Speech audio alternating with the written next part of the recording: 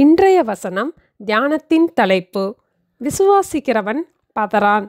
இந்த உலகத்தில் ஒவ்வொரு நாளும் பதட்டத்தை உண்டாக்கக்கூடிய செய்திகள், சம்பவங்களை நாம் கேள்விப்படுகிறோம், எதிர்கொள்ளுகிறோம். நாம் வாழும் சூழ்நிலைகளினால் உண்டாகும் மாற்றங்கள் நம்மை பதற வைக்கின்றது. நம் கடந்த கால நினைவுகள், எதிர்காலங்களை குறித்த நினைவுகள் நம்மை பதற வைக்கின்றது. நாம் பதறும் போது நம்முடைய விசுவாசமும் தடுமாறுகிறது. ஏசாயா 28:16 விசுவாசிக்கிறவன் பதறான் என்று நாம் வாசிக்கிறோம். நாம் ஆண்டவரை விசுவாசிக்கும் போது பதறாமல் இருக்கக்கூடிய பலனை ஆண்டவர் தருவார். ஆண்டவரை விசுவாசிக்க கூட முடியாதபடி மன பதட்டத்தோடு நாம் இருந்தாலும் கூட, மனம் பதறுகிறவர்களை பார்த்தும் கூட ஆண்டவர் ஒரு வார்த்தை சொல்லுகிறார். ஏசாயா 35:4 இதை நாம் பார்க்கலாம். மனம் பதறுகிறவர்களை பார்த்து, நீங்கள் பயப்படாதிருங்கள், திடன் கொள்ளுங்கள், அவர் வந்து உங்களை ரட்சிப்பார் என்று சொல்லுங்கள். பயப்படாதிருங்கள், திடன் கொள்ளுங்கள் என்று ஆண்டவர் நம்மை தைரியப்படுத்துகிறார்.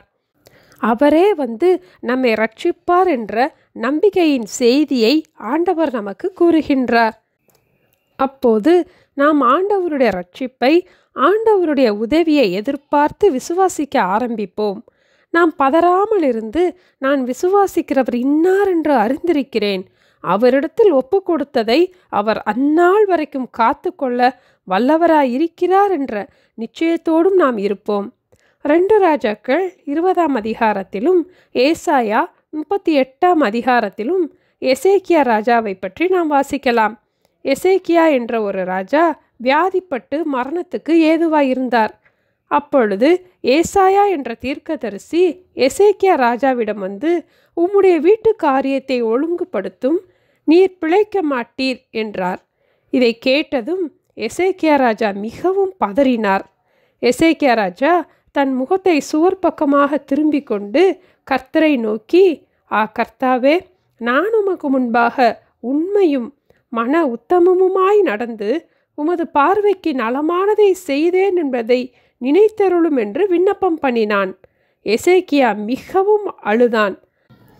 அப்பொழுது ஏசாயா தீர்க்கதரிசிக்கு மீண்டும் கர்த்தருடைய வார்த்தை உண்டாகி அவர் சொன்னது, நீ திரும்பி போய் என் ஜனத்தின் அதிபதியாகிய எசேக்கியாவை நோக்கி, உன் தகப்பனாகிய தாவீதின் தேவனாயிருக்கிற கர்த்தர் சொல்லுகிறது என்னவென்றால், உன் விண்ணப்பத்தை கேட்டேன், உன் கண்ணீரை கண்டேன், இதோ நான் உன்னை குணமாக்குவேன்.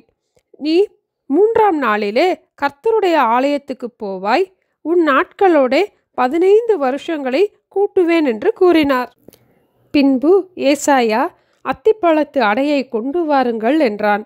அதை அவர்கள் கொண்டு வந்து அந்த பிளவையின் மேல் பற்று போட்டபோது அவன் பிழைத்தான். எசேக்கியா தன் வியாதி நீங்கி சொஸ்தமான போது, இதோ சமாதானத்துக்கு பதிலாக மகா கசப்பு வந்திருந்தது. தேவரீரோ என் ஆத்துமாவை நேசித்து அழிவின் குழிக்கு விலக்கினீர், என் பாவங்களையெல்லாம் உமது முதுகுக்கு பின்னாக எறிந்து விட்டீர். கர்த்தர் என்னை ரட்சிக்க வந்தார், ஆகையால் எங்கள் ஜீவ நாளெல்லாம் கர்த்தருடைய ஆலயத்திலே என் கீத வாத்தியங்களை வாசித்து பாடுவோம் என்று எழுதி வைத்தான். மனம் பதறின எசேக்கியா விசுவாசத்தோடு ஜெபித்த போது ஆண்டவர் அவர் விண்ணப்பத்தை கேட்டார், அவருடைய கண்ணீரை கண்டார், அவருடைய ஆயுசில் 15 ஆண்டுகளை கூட்டிக் கொடுத்தார். ஆண்டவர் வந்து அவரை ரட்சித்தார்.